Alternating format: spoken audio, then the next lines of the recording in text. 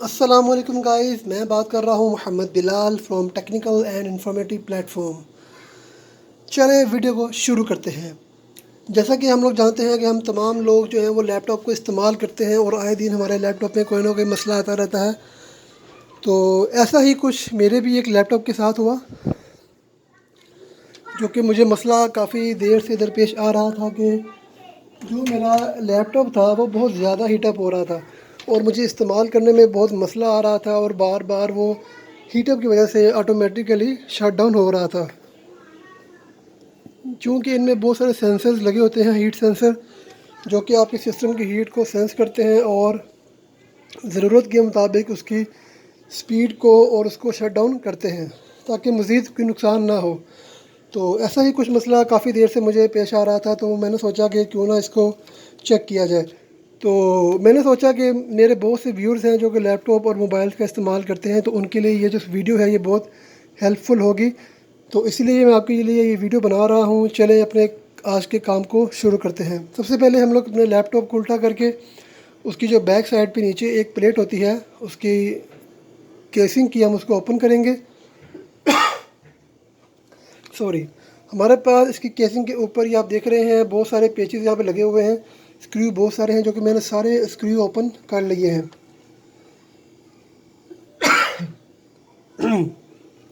मैं माफ़ी चाहता हूँ, थोड़ी तबीयत ठीक नहीं थी इसलिए ये सब कुछ हो रहा है। तो व्यूअर्स, ये तमाम स्क्रूज़ को अनस्क्रू करने के बाद मैं जब इस प्लेट के ऊपर उठाऊंगा तो हमारे पास कुछ इस तरह से ये लैपटॉप का व्यू नज़र आ जाएगा। यहाँ हमारे पास ये हमारी हार्ड ड्राइव है, ये हमारी बैटरी है, ये हमारा हीट सिंकर लगा हुआ है और हीट सिंकर के साथ ही हमारे पास उसका एक फ़ैन है। ये फ़ैन के साथ एक ये जो छोटा सा नज़र आ रहा है आपको लंबाई में, ये वाला एक्चुअली यही हमारा हीट सिंकर है। ये सारा काम करता है हीट सिंक का।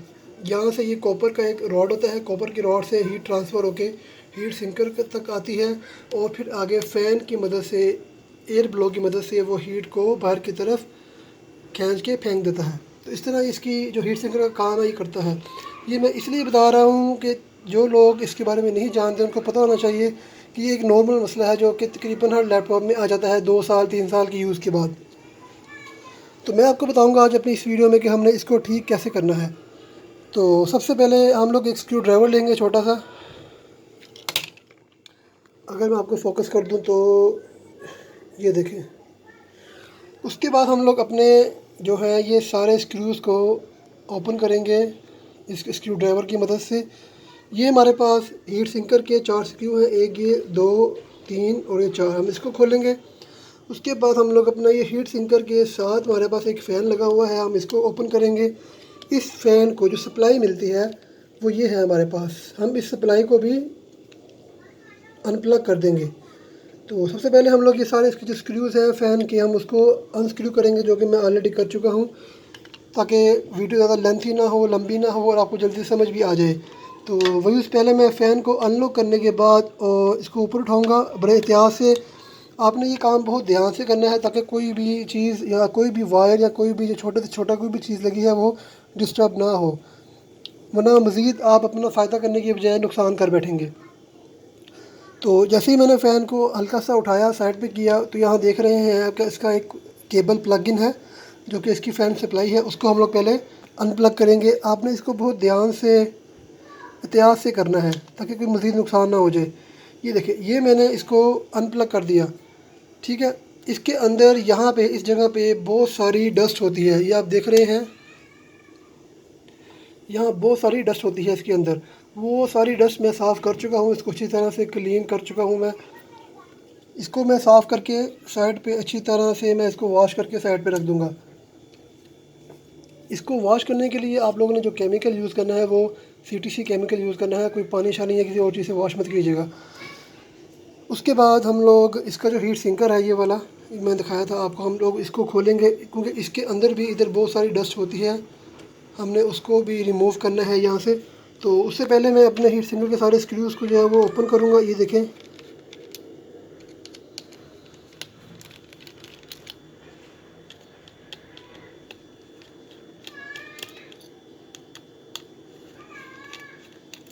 ये मैंने सारे स्क्रूज जो थे हीट सिंकर के ये मैंने रिमूव कर दिए हैं। अब मैं यहाँ से हीट सिंकर को रिमूव करूँगा और इसको अच्छी तरह से वॉश करके इसको दोबारा रीइंस्टॉल कर देंगे।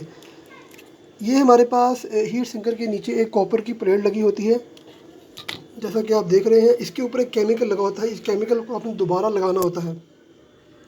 अगर तो ये केमिकल आपका इसके ऊपर से खुश्क हो गया यानी कि ड्राई हो गया यहाँ से भी और यहाँ से भी, तो फिर आपने इसको दोबारा से लगाना है, इसको अच्छी तरह सफाई करनी है। जब आप कॉपर के ऊपर से इसकी सफाई करेंगे तो आप कोई भी मेटल की चीज़ यूज़ कर सकते हैं, लेकिन जब आप इस प्रोसेसर के ऊपर से इस केमिकल को रिमूव करेंगे, आपने कोई हार्ड चीज़ या कोई मेटल की चीज़ यूज़ नहीं करनी, प्लास्टिक की किसी चीज़ से इसको अच्छी तरह से रिमूव करना है, क्लीन करना है और दोबारा इसके ऊपर ये पेस्ट लगानी है। क्योंकि मेरी पेस्ट अभी वेट है यानी कि थोड़ी सी गीली है, उसमें अभी गुंजाइश है, तो मुझे दोबारा लगाने की ज़रूरत नहीं है। इसको मैं ऐसे ही सफाई करके दोबारा रीइंस्टॉल कर दूँगा। तो यहाँ हमारे पास इसके अंदर बहुत सारी डस्ट होती है, जैसा कि आप देख रहे हैं कि अभी आपको इसके अंदर से आर पार नज़र आ रहा है। लेकिन जब मैंने इसको ओपन किया था तो ये इसमें गर्द बहुत ज़्यादा था, डस्ट बहुत ज़्यादा थी और इसमें से नज़र बिल्कुल नहीं आ रहा था, बल्कि मैंने इतनी मोटी एक लेयर डस्ट की भी यहाँ से रिमूव की है। तो इसको मैं अच्छी तरह से साफ़ कर चुका हूँ।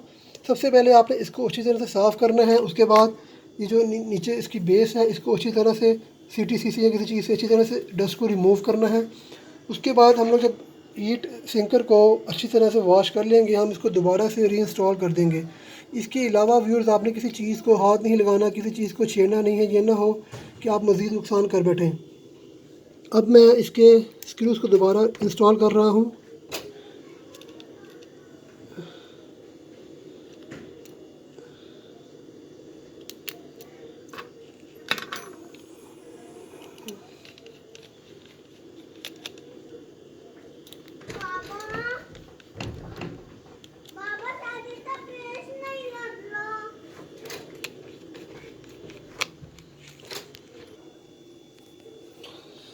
इसके सारे स्क्रू अच्छी तरह से टाइट करने के बाद मैं आपको बताऊंगा कि हमारा अगला स्टेप क्या है।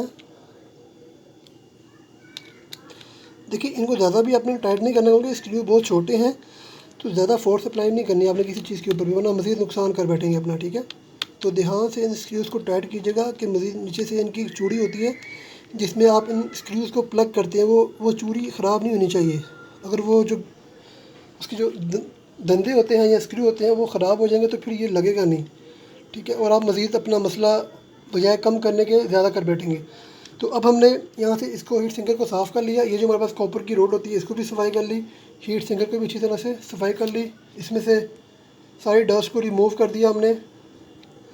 अब हम लोग फ़ैन को पकड़ेंगे। फ़ैन के अंदर यहाँ पे जैसे आपको देखें अभी अंदर से फ़ैन नज़र आ रहा है, लेकिन जब मैंने इसको ओपन किया था आई एम रियली सॉरी, तो तब ये ऐसा बिल्कुल नहीं था। इसके अंदर बहुत ज़्यादा डस्ट थी। मैंने इसको अच्छी तरह से हाई स्पीड के ब्लोड से इसको मैंने अच्छी तरह से वॉश किया है और इसको मैंने CTC से वॉश किया है। अब वॉश करने के बाद दोबारा इसको मैं रीइंस्टॉल करूँगा।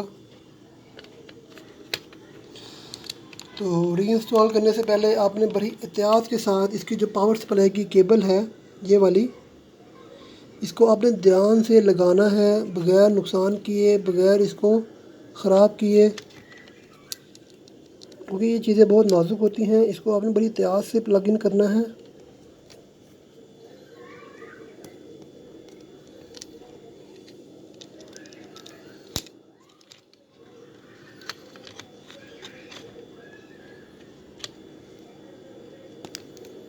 जी व्यूअर्स, ये मैंने इसको देखें, ये मैंने प्लग इन कर दिया। चलिए, अब मैं इधर फ़ैन को रखूँगा जहाँ पे इसकी एक्चुअल पोजीशन है, और यहाँ रखने के बाद मैं अपने फ़ैन की जो स्क्रूज़ हैं वो लगाऊँगा।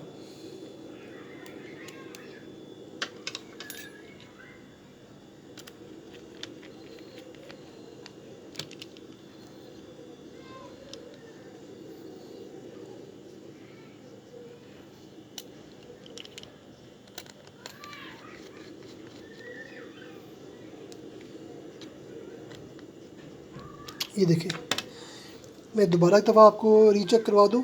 ये हमने हीट सिंकर को अच्छी तरह से अटैच कर दिया केमिकल लगा के। अगर ज़रूरत है तो हीट सिंकर को अच्छी तरह से हमने वॉश किया। उसके बाद हम लोगों ने फ़ैन को इंस्टॉल किया और फ़ैन की जो पावर सप्लाई है वो हमने यहाँ पे इंस्टॉल कर दी। उसके बाद हम लोग अपने बैक कवर को दोबारा इंस्टॉल कर देंगे और इस लैपटॉप को ओपन कर देंगे। मुझे उम्मीद है कि मेरे व्यूअर्स को मेरी ये आज की वीडियो पसंद आई होगी और उनकी डेली लाइफ के अंदर ये उनके लिए बहुत ज़्यादा मददगार साबित होगी। तो ऐसी नई नई वीडियोस के लिए मेरे चैनल को लाइक, शेयर और सब्सक्राइब ज़रूर कीजिएगा, ताकि मैं जो भी नई वीडियो लेकर आऊँ उसके लिए आपको नोटिफिकेशन मिल जाए और आप उस वीडियो से इस्तेफ़ादा हासिल कर सकें। अपनी दुआओं में याद रखिएगा। अल्लाह।